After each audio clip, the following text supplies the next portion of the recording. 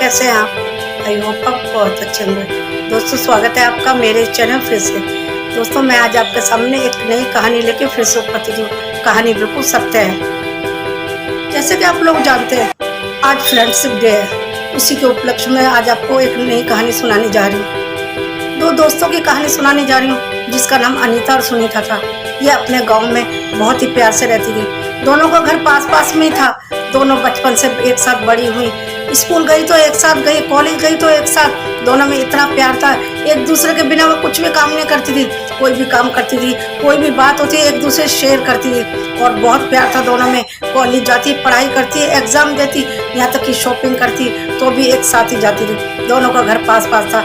ज्यादातर दोनों एक दूसरे के साथ ही समय बिताती थी, क्योंकि दोनों लड़कियां थी। कोई कुछ कहता ही नहीं था। आखिर दोस्तों को क्यों रोकेगा कोई, लड़कियां ही तो थी। और दोनों में बहुत गहरी दोस्ती थी। दोनों जब भी मिलती थी वह कहती थी, हम दोनों बचपन से एक साथ हैं। स्कूल गए तो एक साथ, कॉलेज गए तो एक साथ, हर काम एक साथ करते हैं, एग्जाम देते हैं, शॉपिंग करते हैं, यहाँ तक कि एक दूसरे के घर भी हम कितना आते जाते हैं। एक साथ ही हम समय बिताते हैं। यदि हमारी शादी हो जाएगी तो हम दोनों एक दूसरे के बिना कैसे रहेंगे? तो अब अनीता सुनीता से कहती है, हम क्यों ना एक ही घर में शादी करें। जहाँ पे दो लड़के होंगे वहीं पे शादी करेंगे। तो वह दूसरी बोलती, ठीक है, ऐसा ही करेंगे।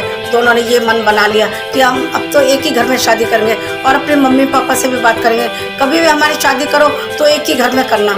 इन दोनों की शादी के नंबर आता है तो फिर अनीता के पापा रिश्ता देखना शुरू करते हैं। तो अनीता कहती है, मैं वहीं करूँगी शादी जहाँ सुनीता की भी शादी होगी।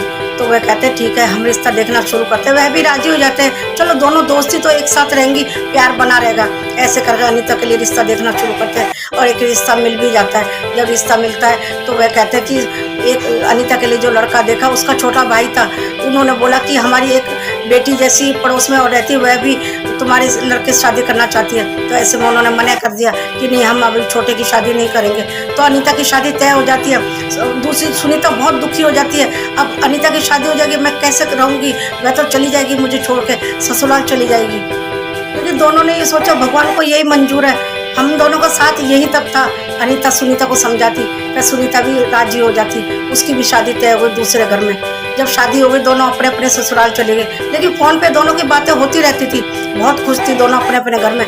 बहुत अच्छा परिवार मिला था, क्योंकि दोनों एक दूसरे के संग बहुत बातें किया करती। कोई रोकता भी नहीं था। दोनों बचपन की दोस्त जो थी। लेकिन जैसे जैसे समय गुजरता है, सुनीता के घर में एक अनहोनी हो जाती है। सुनीता के हस्बैंड का एक्सीडेंट हो जाता है और वह हॉस्पिटल पहुंच जाता है। उसका इलाज चलता है, बहुत पैसा लग गया, लेकिन बहुत इलाज के दौरान भी सुनीता के पति को नहीं बचाया गया। सुनीता विधवा हो गई। अनीता को बहुत दुख हुआ, ये मेरी दोस्त का संग क्या हुआ। उसको इतना दुख हुआ कि हम दोनों एक साथ बचपन से पले बड़े, सब कुछ एक साथ किया, और उसकी किस्मत में ऐसा क्यों लिखा। यदि मेरे देवर से शादी हो जाती तो आज सब ये ना होता। अब तो सुनीता बहुत दुखी रहने लगी, क्योंकि इतनी कम उम्र में वह विधवा हो चुकी थी। अब तो वह अनीता से भी ज्यादा बात नहीं करती थी, क्योंकि उसकी दुनिया उजड़ चुकी थी। लेकिन अनीता कहती, तू चिंता मत कर, सब कुछ सही हो जाएगा। वह कहती है, क्या सही होगा? अब क्या होगा मेरे साथ? मेरा पति तो मुझे इतनी कम उम्र में छोड़ के जा चुका, अब कुछ सही नहीं हो सकता। अनीता कहती, तू चिंता मत कर, मैं कुछ करती हूँ। अनीता सुनीता के लिए बहुत दुखी रहने लगी और वह मन ही मन एक प्लान बनाती है, क्यों ना मैं अपने देवर से सुनीता की शादी कर दूं। और वह अपने पति से बात करती है। पहले तो उसका पति मना कर देता है, फिर मान जाता, क्योंकि अनीता को बहुत प्यार करता था अनीता का पति। वह उसकी बात टाल ना सका। फिर उसने बोला कि पापा जी से बात कर लो, अपने सास ससुर से बात करने के लिए बोला। तो अनीता का पति कहता है, ठीक है, मैं बात करूंगा। और बहुत जिद करने के बाद अनीता के सास ससुर मान गए और सुनीता की शादी धूमधाम से हो गई और दोनों दोस्त फिर मिल गए। बहुत खुश थी दोनों कि हमारी किस्मत में यही लिखा था, शायद ये होना था। हम चाहते थे कि एक ही घर में हो और हमारी शादी एक ही घर में हो गई। शायद मेरा पति मुझे छोड़ के इसलिए चला गया क्योंकि मेरे जो भाग्य था तुम्हारे साथ ही लिखा हुआ था। वह अनीता से ये सब बोलती है। दोनों दोस्त फिर से मिल गई। दोनों की खुशी का ठिकाना नहीं था। शादी से पहले तो हम अपने अपने घर में रहते थे, लेकिन हमारी किस्मत में कितना अच्छा लिखा हुआ है, हम दोनों फिर से एक हो गए, एक ही घर में रहते हैं, खाते पीते एक साथ, बैठते उठते, शेयर करते हर बात एक दूसरे से। इतनी खुश थी, दोनों की खुशी का ठिकाना ना रहा। दोस्तों, मेरा ये कहानी सुनाने का मकसद सिर्फ ये है, जरूरी नहीं है कि खून के रिश्ते ही काम आते हैं, दोस्ती के रिश्ते उससे भी ज्यादा काम आते हैं।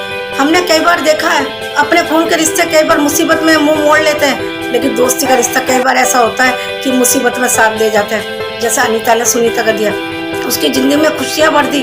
कौन ऐसा करता है? एक बार पति जाने के बाद, विधवा होने के बाद कौन शादी करता है। लेकिन अनीता ने अपनी जिद की वजह से अपनी ही दोस्त को अपने घर में ले आई और अपने देवर से शादी कर दी। जबकि पहले, शादी से पहले तो मना कर दिया था कि देवर की शादी हम सुनीता से नहीं करेंगे। और जब विधवा होने के बाद अनीता ने कितनी अच्छे से अपने पूरे परिवार को मना लिया और सुनीता की जिंदगी में खुशियाँ भर दी।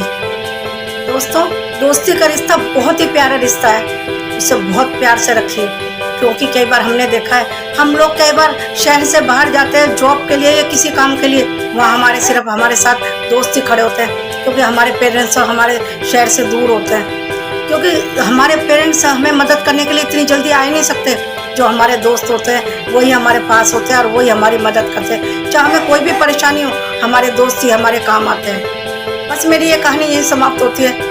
लेकिन जाने से पहले मैं आप सबको फ्रेंडशिप डे की बहुत बहुत शुभकामनाएं देना चाहती हूँ और सबको बोलना चाहती हूँ, अपने सच्चे दोस्त को बहुत संभाल कर रखिए, क्योंकि सच्चे दोस्त बहुत मुश्किल से मिलते हैं। दोस्तों, बस मिलती हूँ अगले वीडियो में। लेकिन जाने से पहले मेरे इस चैनल को लाइक से सब्सक्राइब कर दीजिए और बेल आइकन को भी प्रेस कर दीजिए, क्योंकि यदि मेरी नई वीडियो आई तो आप तक पहुँच सके। और कमेंट भी तो जरूर कीजिए अब मेरी ये वीडियो आपको कैसी लगती है। मिलती हूँ अगले वीडियो में, तब तक के लिए नमस्कार, थैंक यू। अपना और अपनों का बहुत ध्यान रखिए।